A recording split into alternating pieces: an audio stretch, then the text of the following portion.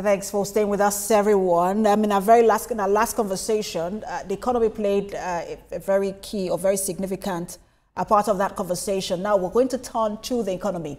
The International Monetary Fund has urged the Nigerian government to enhance food security and reduce fragility as part of efforts to improve the country's growth.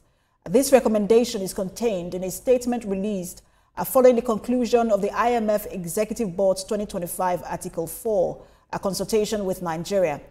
The board highlighted priorities for the government, and that's including addressing security challenges, cutting bureaucratic red tape, improving agricultural productivity, bridging infrastructural gaps in electricity.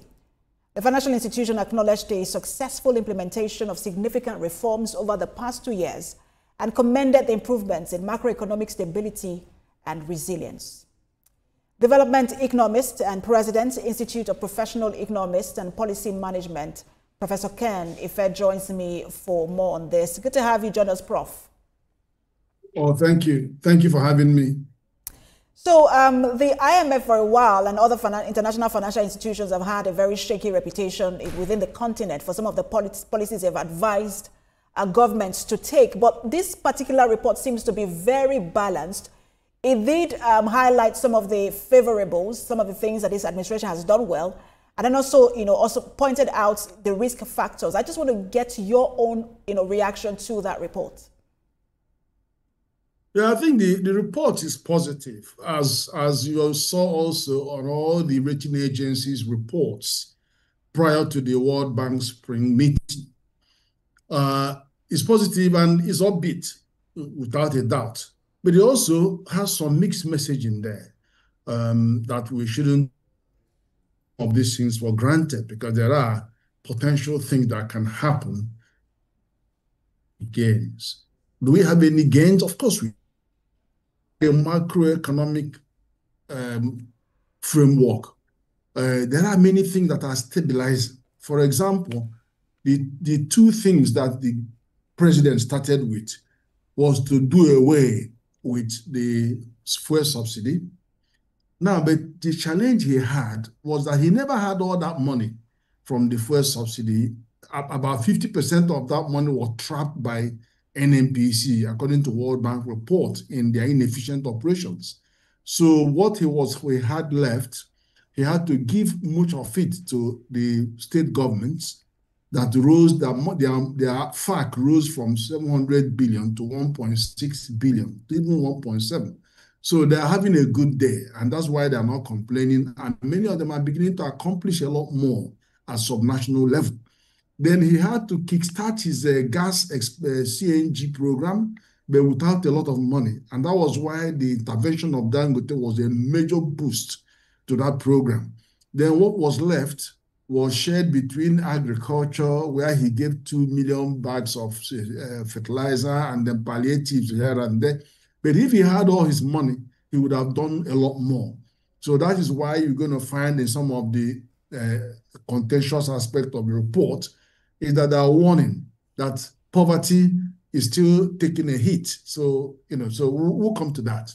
But what exactly has he done on improving the macroeconomic framework?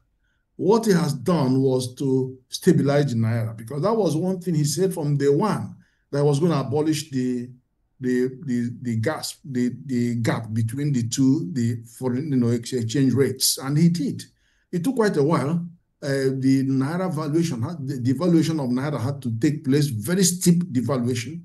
But in the end of the day, central bank rose to the challenge, took a lot of measures, a lot of very, very important measures to suck out, we have 33 trillion naira ways and means. That is actually the middle name of that action is inflation. So they had to focus on sucking out that liquidity in the system.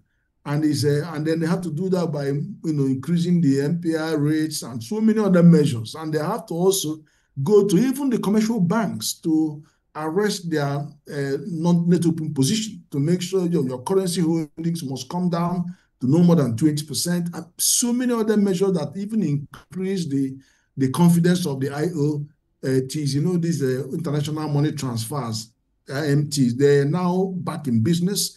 Diaspora remittance is coming on stream. So many measures that have actually stabilized the currency, and that the effect of stabilizing it is higher influx of foreign portfolio investment. But bear in mind that foreign portfolio investment is hot money, so it can vanish by the time you blink your eye, it's all gone. But at least they were coming in good stead, Prof, and I was able to. If I may quickly come in, just one of the things that caught my attention was the projected GDP growth of 3.4%, which is very optimistic. I know you know very well that initially there was a projected, was it for 2024, that was 3.2% and later revised downwards to 2.9% by the IMF. But now we're seeing 3.4%. What is driving this optimism? Well, quite a lot. In fact, my own personal view is that it could even be more than 5% because Nigeria has so many things going on that would, especially from 1st of January, when the tax reform takes their seats in, they will be going up much more than everybody's expecting.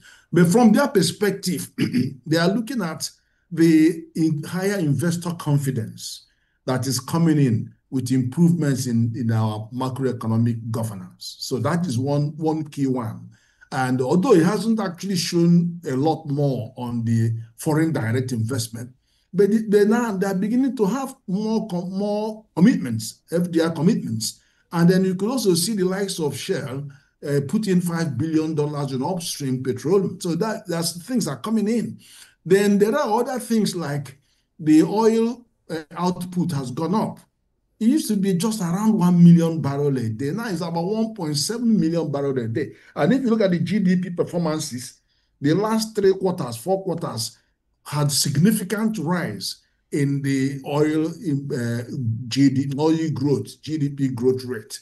So that went up, as well as the traditional high growth rate of service sectors. And service sectors are still performing, even though the banks are being hit, but they're still turning out huge profits. The ICT is moving because ICT underpins many aspects of our economy. So the service sector is growing, and that growth has been helped by the growth in the oil. But then other things like the refinery that came on, the Dangote refinery has actually caused, if you notice that in December, because of what they did on equalization and then maintaining prices, we didn't have all that price hikes and all these things. We had a drop in not GDP, we had a drop in inflation in December, when it is normally the cyclical peak of this. And that also helped the GDP as well. So there's so many things, there's quite a lot of them that are coming together to help the GDP. And then the bank have walked away from ways and means financing, which is very good because it means, look at 33 trillion naira printed. So they walked away with that. And then, we also hope that, and then you can even see the confidence in Eurobond that we are going for. People are over, we are having more people interested. And the bid shows that they outperformed the expectation. So nothing, and tightening of the monetary policy has also continued to rein in, even though we are no longer having any sharp rise in the monetary policy rate.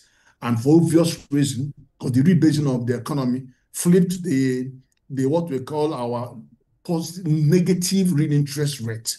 Is now flipped into positive real interest rate, because now the interest rate is higher than the inflation. So that is positive. And then also don't forget that the mere fact that we did the removal of the subsidy pushed our foreign deficit, the performance, our foreign exchange deficit, they has actually moved from balance of payments. Their balance of payment moved from negative to plus $6.8 billion. That is serious money. And then that influences GDP, because don't forget that 4 items that drive the construct of GDP are household consumption, about 70 to 80%, government consumption, about 5 to 7%, they have investment. And the investment. Prof, apologies for butting in. I have very limited time left, and I wanted to ask you, because this again is one of the areas that a lot of Nigerians, it concerns a lot of Nigerians. I just want to quote what the IMF said. It said, while the reform gains are encouraging, they have yet to benefit all Nigerians. They called for agile policy making to protect stability and reduce poverty. I want to get your reaction to that.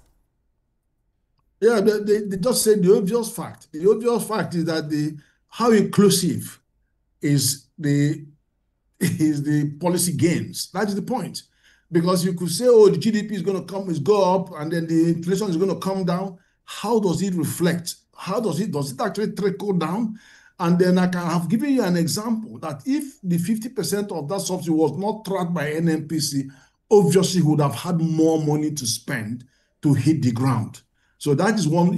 But now, strong action is now being taken up on NNPC. The private sector is coming in far more aggressively. Just look at what Dangote is doing with 4,000 trucks and all of that. Price of that transportation cost will come down, and that will affect inflation coming down. It means that the money that they have is going to be conserved. And then when the 1st of January, the new tax reform enters the equation, it's going to be a lot of music to the ear of the ordinary citizen, because all of these measures will increase their disposable income. And with the way you remove the VAT from them, their VAT on health and VAT on food and VAT on education, you are increasing their disposable income. And then they will then buy more products. That means aggregate demand will go up. Inflation, GDP goes up. And same thing with MSMEs, that their threshold have increased. They also will have more output. So all of these things will combine to make people feel the reform far more on the ground than is at the moment. And this security hasn't actually abated.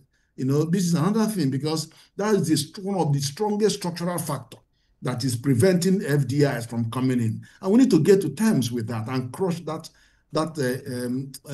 anomaly. That's very, very, very important. And quickly, Prof, I think I have about 2 minutes. The IMF also advised that we'll revise budget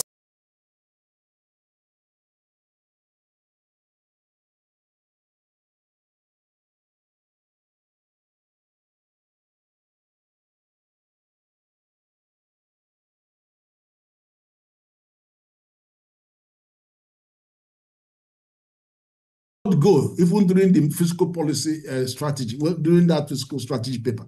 So it just doesn't make sense to have that level of anticipation. The price of crude will continue to hover around 60 to 70 and no more. So that price just doesn't help anybody. But also we need to focus on more investment.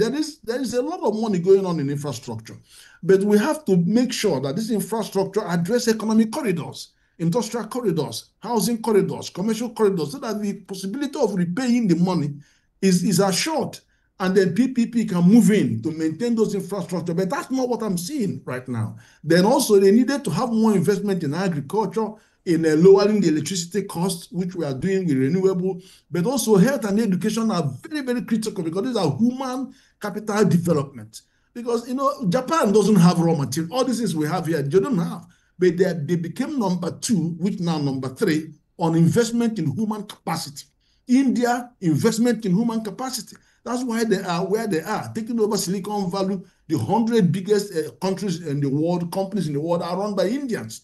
Human capacity investment. He's doing well by bringing student loan, widen that so that more children will go out. You're doing well on training of people on high-tech digital level. Double that 3 million to 10 million so that we can actually beckon to our youth that it is not for tomorrow. The youth is for today, not for tomorrow. Thank you so much, Prof, for your time. Very interesting conversation. Just a lot to talk about in this report, but limited time. A development economist and president, Institute of Professional Economists and Policy Management, Professor Ken Ife. Thank you for your time. Thank you for having me. That's Standpoint this week. Remember, you can watch the repeat broadcast at 11 p.m. tonight and 5 a.m. on Sunday morning. Thanks for watching. I am Precious.